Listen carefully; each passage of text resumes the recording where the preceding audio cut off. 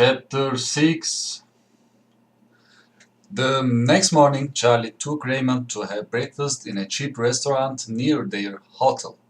A pretty waitress came to their table. "Good morning," she said. Raymond read the girl's name on the front of her dress. "Sally Deeps," he said suddenly. 460192. Sally Deeps was astonished. "How do you know my telephone number?" she asked. Charlie was also astonished. He looked at Sally and then at Raymond. "How do you know her number, Raymond?" he asked. "The telephone book," Raymond muttered. "In the hotel, the telephone book." "You read the telephone book?" Charlie said. He turned to waiters and laughed. "He remembers things," he said. Then he asked Raymond what he wants for breakfast. "This is Tuesday," Raymond said. "Breakfast is coffee and cakes." "That's fine." Charlie said to the waiters. "Well, we will have coffee and cakes." The waiters went to get the food. Suddenly, an anxious expression came across Raymond's face. "Where are the toothpicks?" he asked. "We don't need toothpicks for cakes," Charlie said. Raymond shook his head from side to side. "Where are the toothpicks?" he repeated. "Where are the toothpicks?" Charlie closed his eyes and counted to 10. "All right, Raymond," he said. "I will get you some toothpicks, but I'm also going to make a phone call. I want you to wait for me here." Charlie was on the phone. "Dr. Brunner, this is Charlie Babbitt." Dr. Brunner was silent for a second. Then he asked calmly, "Where are you, son?" "That's not important," Charlie said. "What's important is who I am with." "Yeah, you have to bring Raymond back, Mr. Babbitt," the doctor said. "Yes, I will," Charlie said. "When I get my $1.5 million, sir, all I want is my half of the money."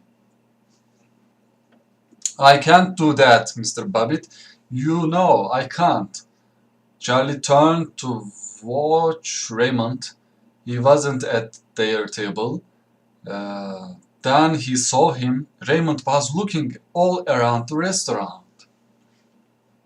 He still didn't have his toothpicks. "Bring him back, Mr. Babbitt," Dr. Brunner repeated. "Bring him back now." "I have not kidnapped him," Charlie said. This was something which worried him. Was Susanna right? Was Charlie the businessman now, Charlie the criminal? "I know, you haven't kidnapped him," Dr. Brunner said. "Raymond is not a prison at Walbrook. He is always free to leave us." Charlie breathed more easily. "But we know how to look after Raymond here," Dr. Brunner continued. "We know what he needs. You don't know anything about Raymond, Mr. Babbitt." Raymond was still looking round the restaurant for toothpicks. Charlie watched him anxiously. "I'm Raymond's brother," Charlie said into the phone, "and my lawyer says I can get custody of him. If you want Raymond back, give me my money." "It's not your money, Mr. Babbitt," the doctor was saying. Charlie was not listening. He was waving to the waitress. Raymond stood up quickly and knocked the box of toothpicks off the table. The box fell to the floor and broke open.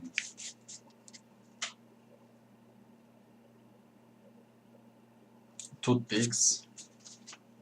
Toothpicks!" he shouted, and he pointed at Raymond. "He wants toothpicks." "I cannot give you what you want, Mr. Babbitt," Dr. Brunner continued. At last Sally gave Raymond a full box of toothpicks. Raymond took the box back to their table. Charlie was getting angry.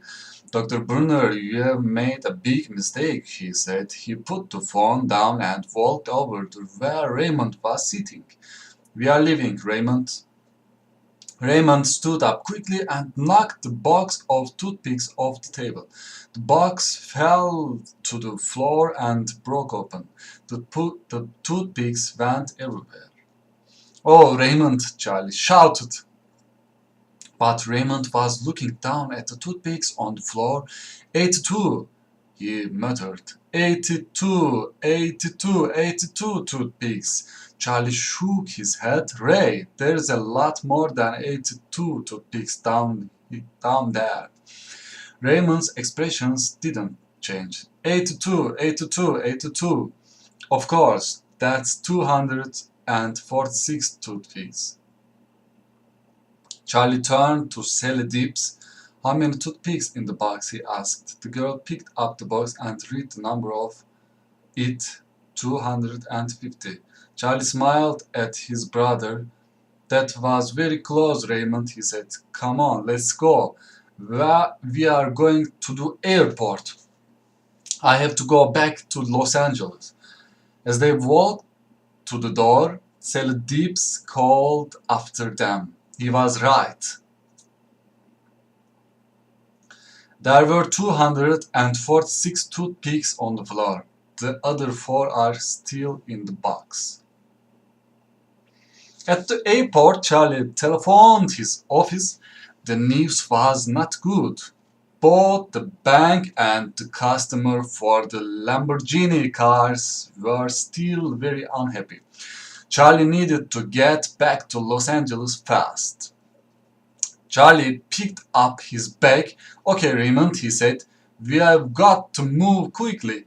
Our plane leaves in 6 minutes. Look, there it is out there." Charlie pointed out through the window at the plane. Raymond suddenly looked very anxious. "Crash," he muttered. "The plane crashed in August 16, 1987.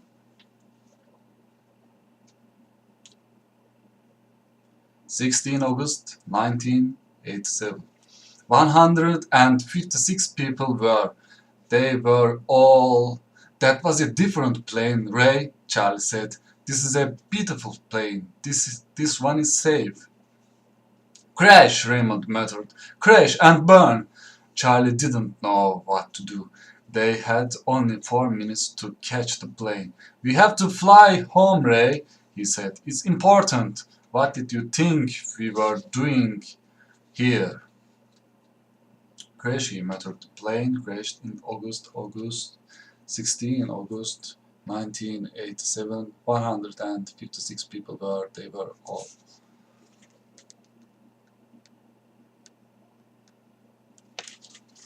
Plane crash. This is an airport. This is where they keep the planes. Come on. Charlie put his hand on Raymond's arm. Raymond put his hand to his mouth and bit it. Then he screamed and began to shake all over. For a second, Charlie just looked at his brother with an astonished expression. Then he saw that he had to calm Raymond down. "It's okay, Raymond," he said quickly. "It's okay. We will drive to Los Angeles. It will take 3 days, but we will drive. No planes." Raymond stopped screaming. His body stopped shaking, and slowly the anxious expression left his face. "I'm sorry, Raymond," Charlie said softly. "I'm sorry. I upset you." Charlie turned and began walking out of the airport. A second later, Raymond followed him.